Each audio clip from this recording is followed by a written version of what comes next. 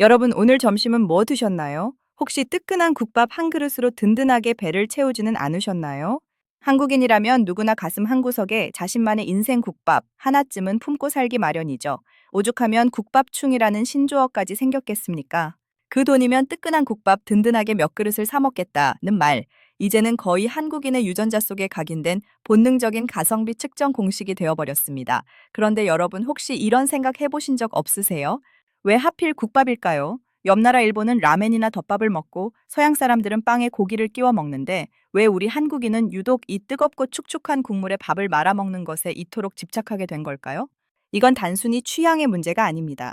국밥 한 그릇에는 우리 민족의 눈물겨운 생존 본능, 처절한 경제학, 그리고 수천 년을 이어온 거대한 역사가 펄펄 끓는 뚝배기처럼 담겨 있거든요. 자, 오늘은 우리가 어쩌다 이 국밥의 민족이 되었는지, 고구려의 기상부터 조선의 장터까지 그 깊고 진한 역사의 국물을 한 사발 들이켜 보겠습니다. 지금부터 시작할 이 이야기는 여러분이 내일 점심 국밥을 마주할 때 그 맛을 완전히 다르게 만들어 줄 겁니다.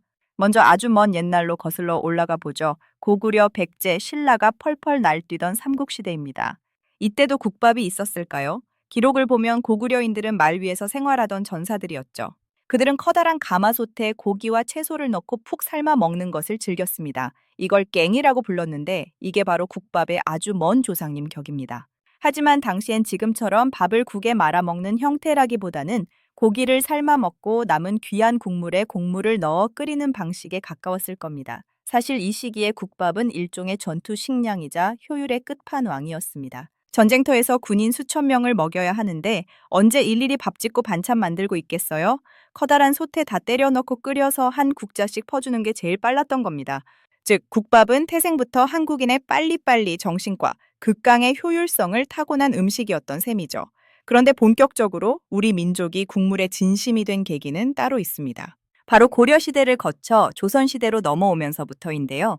여기서 아주 흥미로운 경제적 배경이 등장합니다. 여러분, 조선은 소의 나라였습니다. 농경사회였던 조선에서 소는 단순한 짐승이 아니라 집안의 기둥이자 가장 중요한 농기구였죠. 오죽하면 나라에서 우금령을 내려 소를 함부로 잡지 못하게 했을까요?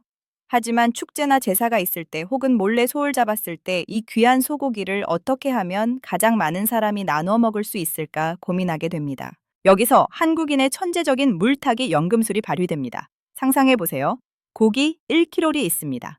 이걸 구워 먹으면 장정 서너 명이면 끝입니다. 하지만 여기에 물을 붓고 솥에 넣어 펄펄 끓이면 어떻게 될까요? 10명, 아니 수십 명도 먹을 수 있는 기적이 일어납니다. 뼈를 넣고 고고, 또 고아서 뽀얀 국물을 우려내면 고기 향이 밴 뜨끈한 국물이 무한대로 증식하는 거죠. 이게 바로 국밥이 한국인의 소울푸드가 된 결정적인 이유입니다. 가난했던 시절 고기는 귀하고 사람은 많으니 국물을 내어 양을 불리는 수밖에 없었던 겁니다. 말 그대로 나눔의 미학이자 결핍이 만들어낸 풍요였던 셈이죠. 특히 조선 후기 장시가 발달하면서 국밥은 그야말로 조선의 맥도날드로 등극합니다. 전국의 보부상들이 구름처럼 몰려드는 장터, 그곳에서 가장 빨리 그리고 가장 든든하게 한 끼를 해결할 수 있는 메뉴가 무엇이었겠습니까? 바로 국밥입니다. 주막 뒤편 커다란 가마솥에서는 24시간 내내 육수가 끓고 있고 손님이 앉자마자 미리 해둔 밥에 뜨거운 국물을 부었다가 따랐다 하며 드는 토렴 과정을 거쳐 단 1분 만에 음식이 나옵니다. 요즘 패스트푸드보다 더 빨랐던 거죠. 여기서 잠깐, 여러분은 토렴이라는 말을 들어보셨나요? 밥이나 국수에 뜨거운 국물을 여러 번 부었다가 쏟아내어 따뜻하게 드는 방식인데 이게 국밥의 맛을 결정하는 핵심 기술입니다. 찬 베이비 전분이 국물에 녹아들면서 국물은 더 구수해지고 밥알 하나하나에는 고기 육수가 꽉 들어차게 되죠. 그냥 밥을 국에 퍽 말아 먹는 것과는 차원이 다른 과학이 숨어 있는 겁니다. 조선의 주모들은 이미 수백 년 전부터 이 온도와 식감의 밸런스를 마스터했던 장인들이었습니다.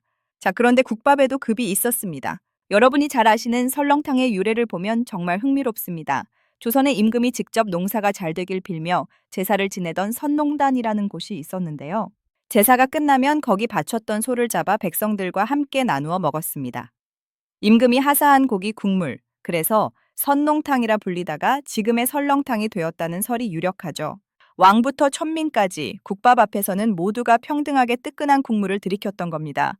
이쯤 되면 국밥은 단순한 음식을 넘어 조선의 사회 통합 시스템이었다고 해도 과언이 아니겠죠. 하지만 국밥의 진정한 매력은 역시 버릴 것 하나 없는 알뜰함에 있습니다. 우리 조상들은 소의 머리부터 발끝까지, 심지어 내장과 피까지 알뜰하게 활용했습니다.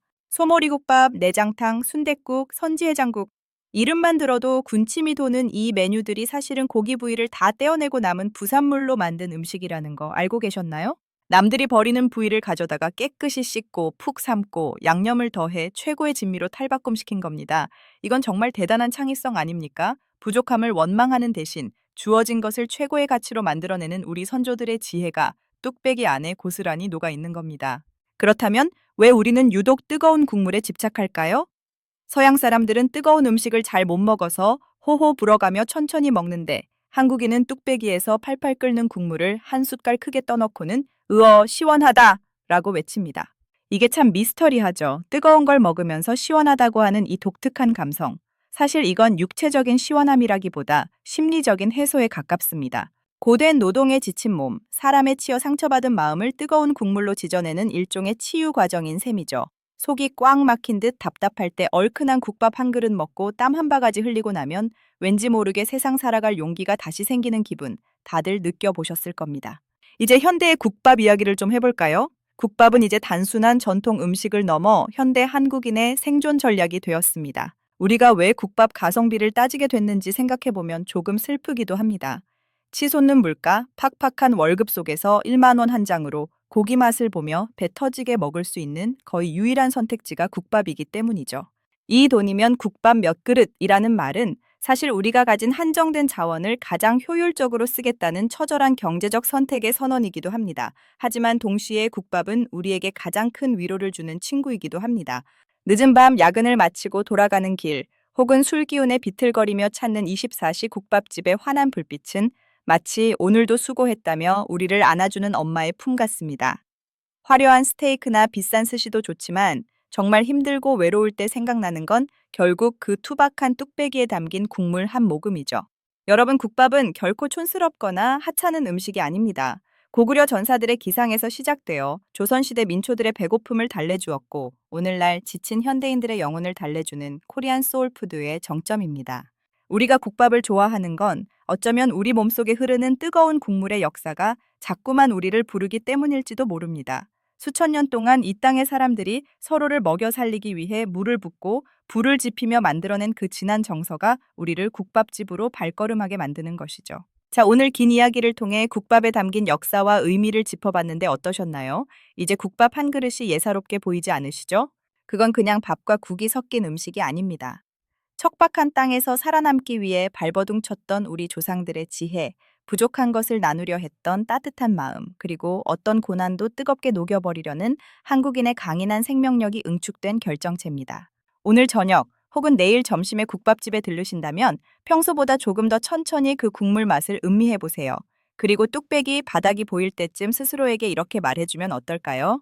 자, 오늘도 이 뜨거운 국물 기운으로 한번 제대로 살아보자 라고 말이죠. 여러분의 가슴 속에도 언제나 식지 않는 뜨거운 뚝배기 하나가 있기를 바랍니다. 오늘 뚱냥의 역사 탐험이 준비한 이야기는 여기까지입니다. 국밥 한 그릇처럼 든든한 시간이 되셨나요? 여러분이 가장 좋아하는 국밥은 무엇인지, 혹은 국밥에 얽힌 여러분만의 특별한 추억이 있다면 댓글로 마음껏 공유해 주세요. 여러분의 소중한 이야기가 이 채널을 더욱 진하게 우려낼 겁니다. 영상이 유익했다면 구독과 좋아요, 알림 설정 잊지 마시고요. 저는 다음번에도 더 깊고 더 흥미롭고 무엇보다 여러분의 가슴을 뜨겁게 달굴 역사를 들고 다시 찾아오겠습니다. 시청해주셔서 감사합니다. 오늘도 든든한 하루 보내세요. 혹시 방금 들려드린 국밥 이야기 외에도 한국인의 식탁을 지배하는 또 다른 미친 존재감의 음식, 김치의 숨겨진 전쟁사가 궁금하지 않으신가요? 다음 영상에서는 김치가 어떻게 전 세계인의 입맛을 사로잡았는지 그 뒤에 숨겨진 놀라운 미스터리를 파헤쳐 보겠습니다. 기대해 주세요.